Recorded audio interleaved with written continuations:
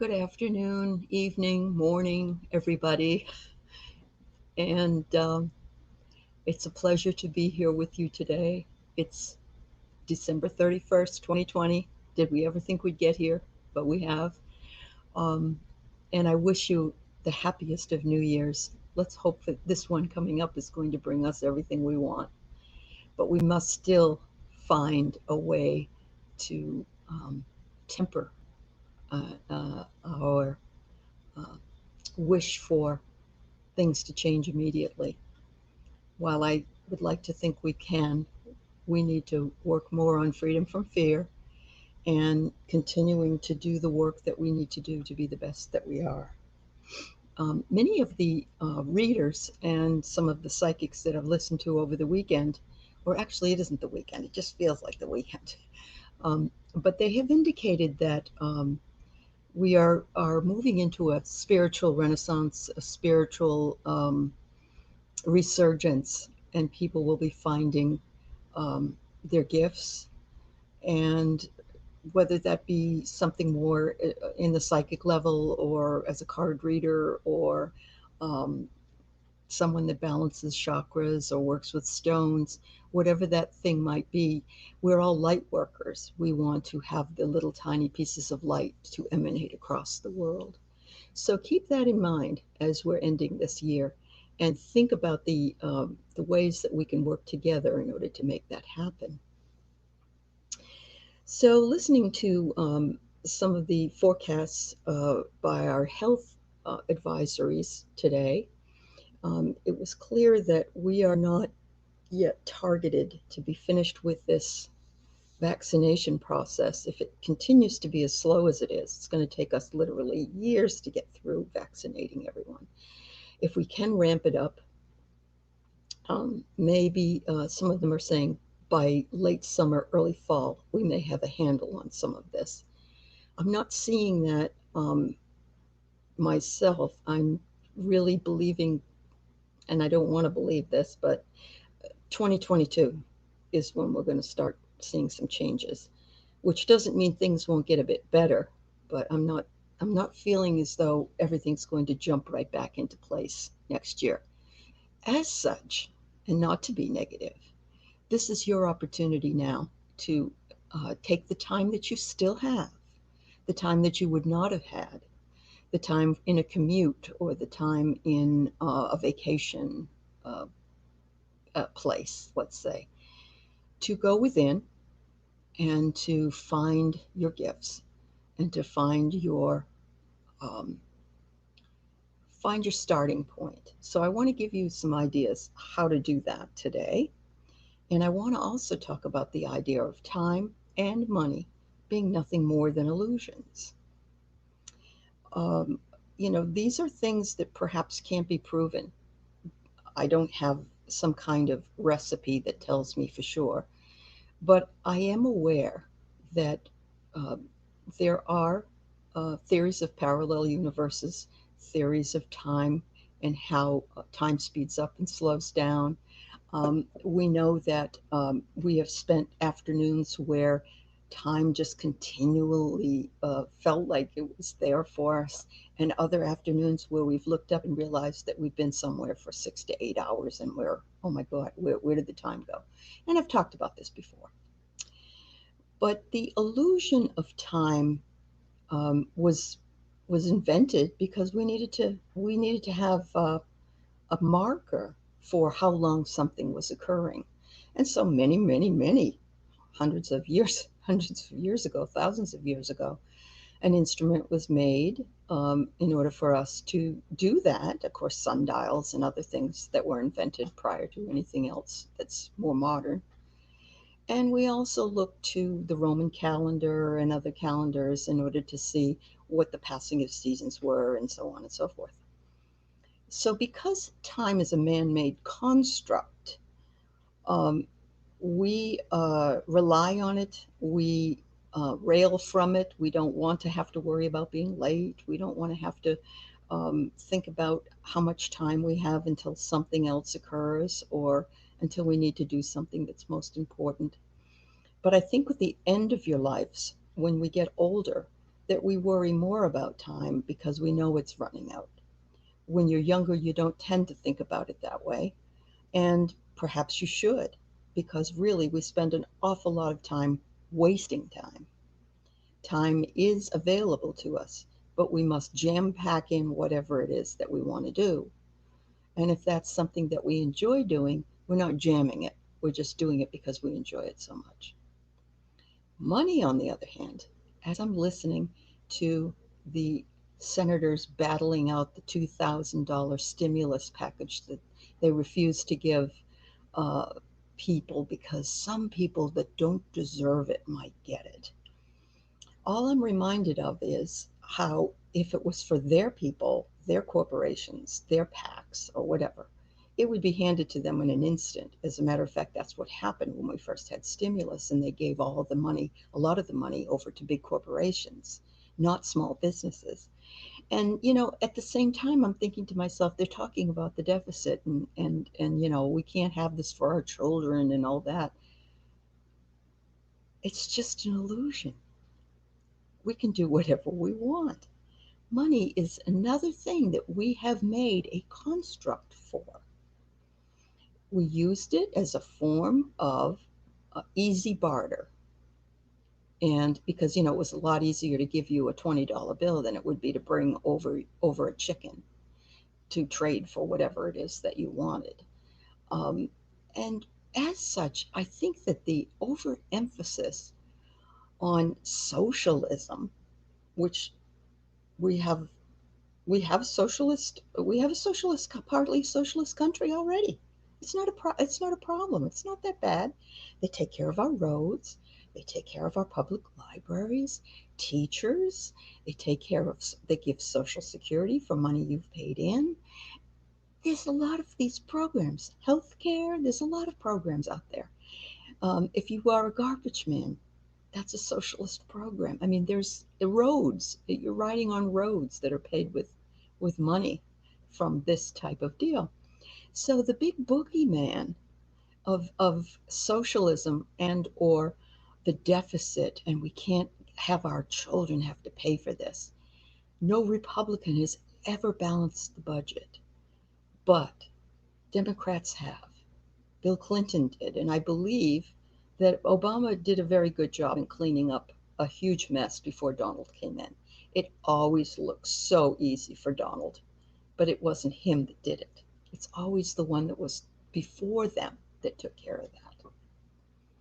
But not to be too political, I just want you to understand that while time is an illusion and we never have enough of it, or we waste a lot of it, it is precious to us. And how we use that time brings us the value that we have in our lives, because that's how we measure things. That's how we were taught to measure things. We were taught to measure things through time and money. And our ego loves to get involved. If it were a spiritual endeavor, there would not be all of this egotistical banter. But it isn't. And it's a shame, because it's a waste of time for us to have to listen to these banterings of misinformed and ill-intentioned politicians. So one of the ways, and I alluded to it several weeks ago, was that I wanted to talk first about one of my very, very favorite heroes of all time, who was Joseph Campbell. Joseph Campbell was a mythologist. He was a brilliant man. He wrote lots and lots of books on mythology. I particularly love his book, A Joseph Campbell Companion, which is Reflections on the Art of Living. Had you ever thought of living as an art? Living is an art form. Living is an art form because of the way we choose movement, the way we choose music, pictures, art pieces, um, photography. A lot of our life is taken up in the art of living, or it could be taken up in the misery of living. It's always a choice. In this case, Campbell says, and it's called the hero's journey that I'm going to talk about, but as women, we could say it was the heroine's journey. There's no sexism here. Or even as people who don't identify either way, it could be the soul's journey. Okay? So, one of the first things is that we have to be open to being there at the tip, at the top, to a call to adventure. We sometimes have lots of calls to adventure, but we don't recognize those calls. You must be able to recognize these calls in order to answer them, to do them. And in order to do that, you have to center yourself in what it is that you really would like to do. Um, I think one of my hardest uh, calls to adventure would have been when I was 40 years old and decided to go back to get my first master's degree. Everybody, oh, it's too late. I'm too old. No, it's not too late, and you're not too old ever. Okay, I want you to know that. Don't even go there. It's just not a reasonable thing to think. I heard an advertisement on the radio about this particular college and their Master of Liberal Arts program in Houston, Texas. I was living outside of Houston at the time, and it really spoke to me because it was humanities, which included history, English, a little bit of philosophies, a little bit of science, because the liberal arts covers all of those things. But I did not think that I would ever be able to get in at that college because I was not a good student in my undergraduate work. I dropped out my senior year. It took me a long time to go back. When I finally did go back, and I finally finished, my GPA wasn't the best. And so in order to get into a college, you have to have good grades. This one did not require a one of those standard tests, which is something else I couldn't do because I'm not good at standard tests.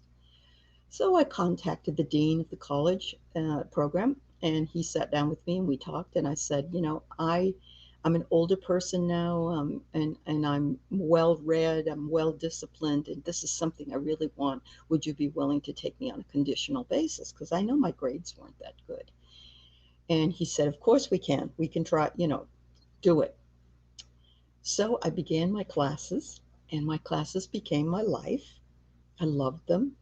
I knew that after I was completely done with it, that I would be able to teach the college level, which was something I've always wanted to do, but never thought I would ever be able to do. So my call to adventure was hindered in the very beginning by my reluctance because, quote, I'm stupid. I'm not I don't have wonderful grades at the time. So we all have this um, movement from the ordinary world in which we live and the call to adventure, but we also have a barrier many times. And the barrier is we're unsure we can do it. We don't think we have the credentials to do it. We're not sure how we can do it monetarily, or if we can keep up with the work, or if we can do all the things that need to be done. And there's always that at the very beginning of any adventure. You're sitting there and you're second guessing yourself. But once you do that, um, and you move to the next level, you find a mentor or you find a teacher, and that teacher or mentor does not have to be a person. It could be a practice, it could be um, a book, it could be a movie that you watched, it could be any of those things. But that is your mentor, that is your space. I also felt very mentored by a man that had been my professor many years before, and even though we weren't in contact anymore, I felt inspired by the way he taught, and so I wanted to be like him. I wanted to throw excitement into the mix. So once I made that decision, I crossed into this new brave new world, and I had these helpers, and I had these mentors, and I had all of these wonderful things. I crossed into this new threshold, and immediately was tested. I was tested not only in could I write, could I keep up, could I get to class, how was I going to do? I had to prove myself. But it was fine. Everything went just as it was supposed to go. It was fabulous. I did really well. I loved it, and it became part of who I was. And I felt very validated by it. Um, at the time, I made some allies, and those allies helped me a great deal.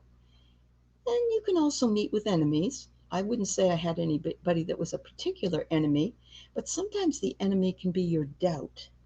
So, you can still have that going on for you. It doesn't have to be a menacing person, it can be an idea, it can be your emotional balance.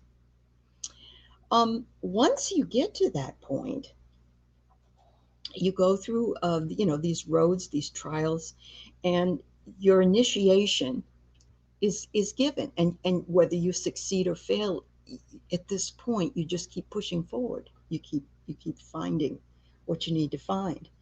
Um, you have to approach it and work on it and live it and love it or leave it.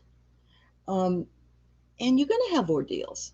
There are going to be days where you can't go somewhere because you have to write a paper, or you have to do research, or you have to whatever it is you have to do, or maybe you didn't do well. I remember getting a B was deadly to me at that point, because it was like, no, I can't get a B. Nothing wrong with a B. I always tell my own students, nothing wrong with a B. um, Eventually you do get rewarded. You get rewarded, and you're holding on to this, whether it's self improvement, or it's making its way through your um, hopes and wishes. You do have that, and you get what they call an ultimate boon, which is your maybe you get your diploma, or you're getting close to it at the very end. Um, by this time, you have to head home. And when you do, you kind of go, oh, I don't know, I'm almost done. What am I going to do? And for me, I graduated in February and continued to take classes afterwards because I wasn't really ready to finish yet. So that was my refusal. But, you know, I had to return. I had to return because it was time to return. And there were other things that were waiting for me at that time. So upon my return, um, I might come to a roadblock. I might come to an issue where, it doesn't always work out, but eventually I have atonement. I become one. I am atoning. And when I am doing that, I am bringing in everything to become the master of both my worlds, my real world that I had before, this, and now this new world are coming together because there's been achievement, and there's been strong understanding and new learning and growth. Um, at this point, um, I have to go back, but I have the freedom now to live in a newer world with more information, still knowing, as Socrates said, that I know I don't know anything. And by saying that, admitting to the fact that there's a lot more I could know, and there's a lot more I would like to know, but I will never know everything. And that's okay. As I move into this new space, I return back. So if you're looking at a clock, I return back all the way back to 12, and I get to start on a new adventure if I choose. So I like to tell my students, when I explain this to them in literature, you'll see this in literature everywhere. You'll see it in the Odyssey, if you've ever read the Odyssey, but you can even find it in your own life. You can find it in a choice to start a new job, to start a new life with somebody. You could say that we're on one big soul journey from the day we're born until the day we're reborn to the other side. All of these things can go intermittent, or interconnecting. I'm sorry, they can interconnect with each other. So you could have several journeys going on at once. But the first thing you need to do is to jump in and take that call to adventure, and leave behind the doubts, and leave behind the worry and the anguish, and the, feeling inadequate due to age, due to situation. It isn't always easy in time of a pandemic to make these kinds of choices. I realize we have a lot on our plates, and to ask somebody to step out and jump into a new adventure is is a big stretch. However, sometimes if we don't, we are made to. And I think it would better be a choice than not a choice. Even though we do have things that happen to us that are by no choice of our own, such as this pandemic right now. We just had to learn how to live with it and learn how to work around it. And remember that we are the creators of our reality. We are the ones that created time. We are the ones that created money as a measurement. We are the ones who can take our own hero's journey or heroine's journey or soul's journey and become that which we were made to be here on earth. And if that simply is to be an empath, a light worker, a student of life, a kind person, a compassionate person, so be it. It doesn't have to be anything extravagant. It doesn't have to be anything otherworldly, even. Just make sure you realize that you are so important. You are so important and you have great value. And remember that this new year is a new opportunity for you to take a call to adventure, and that maybe by this time next year, you'll have a whole host of stories to tell.